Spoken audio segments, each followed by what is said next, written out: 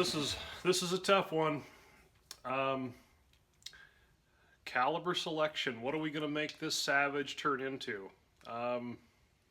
So here's the most common ones. The 6mm Creedmoor, the 6.5 Creedmoor 243 Win, or the 7mm 08. Now, I did some ballistic calculations on this here, so on these three, and I compared them. And well, here, take a look. I'll just keep talking while you're looking.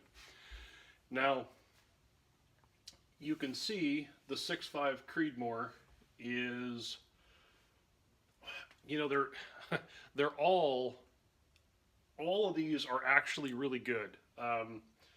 Now the 243 and the 6mm Creedmoor are almost identical, which I really wouldn't expect it to be otherwise. Just because it's shooting the same bullet, the speed variation is slightly different, but not enough to really make a difference to sway me in either direction. Not to mention, the 6mm Creedmoor right now it's hard to find the brass for. We don't know for sure if 6mm Creedmoor is going to take off and become a standard cartridge, or just remain a wildcat that is hard to find cases. Of course, the primers and powders and bullets, that's easy. But the 7mm 08, if you've looked at any of the social regressive stuff, I believe that's what he is still shooting. I've also owned a 7mm 08. They're very good cartridges. I did have a little bit of trouble shooting some of the heavier stuff out of there. They're just not designed for that. So I'm kind of down. Oh, and by the way, it literally was a 50-50 split between the comments and the emails I got between the Creedmoor and the 243. Now, if I look at impact energy out, you know, out 1,000, 1,500 yards, whatever.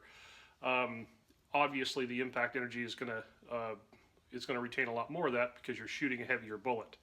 And I compared the 143 grain Hornady against the 108 grain in the 6mm, just because of the ballistic coefficients on both of those rounds.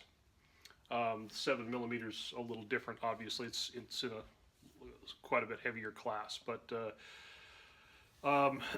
so then I had to think, okay, well, they're all four of these are incredibly close to each other, ballistically speaking, and they're all.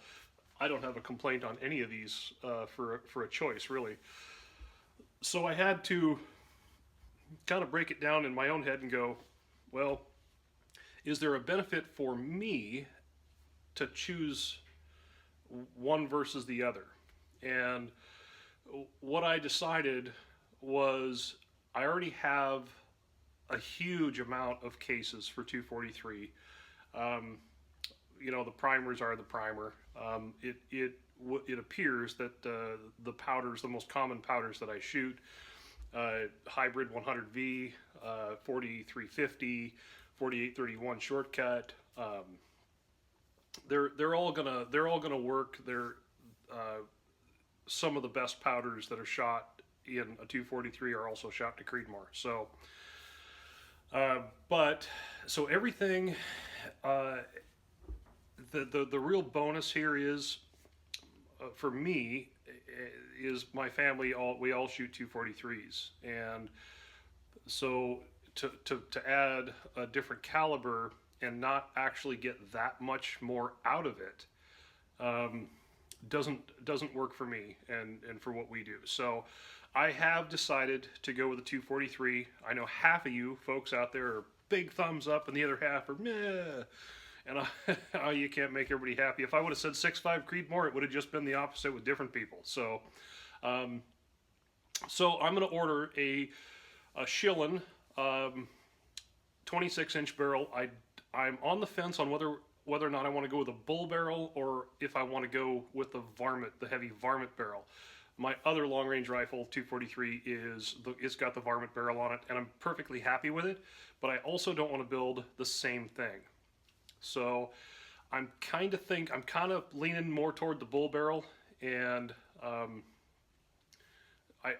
don't know just yet, but I have picked the caliber. We're gonna go ahead and go with 243. So we're gonna replace the recoil lug. I'm still kind of toying around with the different thicknesses that are available out there. You don't want to go too thick. You don't want to go too thin. So I'm kind of doing a little bit more research on that. I think I've got it narrowed down, but I haven't made that final decision yet. And I'm kind of back and forth between two different stocks, a Bell & Carlson or a Boyd's. Obviously, the Bell & Carlson is going to be more money. Perfectly happy with the Boyd stocks that I've used in the past, though you do have to glass bed them and to really make them good. So, but I'm going to have to bed anything, even if it's got the aluminum bedding rails in there. I still have to skim bed that to make it the way I want it. So, I got to toy around with that a little bit more. But anyways, I just wanted to follow up with everybody and say thanks for the comments, the emails, the thoughts out there that you know, I did quite a bit of research, and you know, it was a hard choice too, because they're so ballistically equal to each other that was a hard choice. So, but you know, if we didn't have a gun safe full of 243s that we all shoot, I may have gone a different direction, but yeah, that's okay. I'm a huge fan of 243. They are inherently accurate. I don't, you know, even a cheap gun will shoot a 243 quite accurately.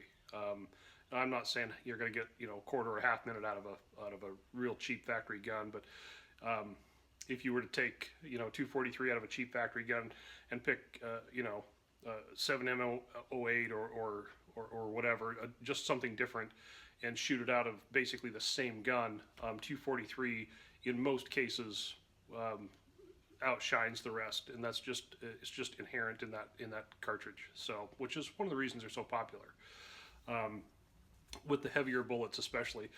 Now, the other thing I've got to figure out is the twist rate. I'm thinking a 1-in-8 twist. Schillen right now is not producing a 1-in-7 twist. I would prefer to go 1-in-7, I think, just because I could shoot some of the, you know, 115 grain DTACs and different things like that. But on the flip side, you know, the 108 grain, they're stabilizing quite nicely. The 95 grain stabilize nicely, and I don't really need more than that. Most of my shooting is just banging steel across the canyon. I don't do as much hunting as I used to, so I don't necessarily have to have the heavier bullets. So I probably will wind up going with a Schillen 1-in-8 barrel, but probably go with a bull barrel. So anyways, there's my 2 cents. That's what we decided to do. So I'll probably get that ordered up today or tomorrow, and I'll keep you posted on what we decide for our stock and the recoil lug. And so on to the next step. So hey, thanks for watching. If you like it, give it a thumbs up. Got any questions, comments, leave them below. And most importantly, if you like the content of our channel, share it and get the word out to your friends and family, and we'll see you next time.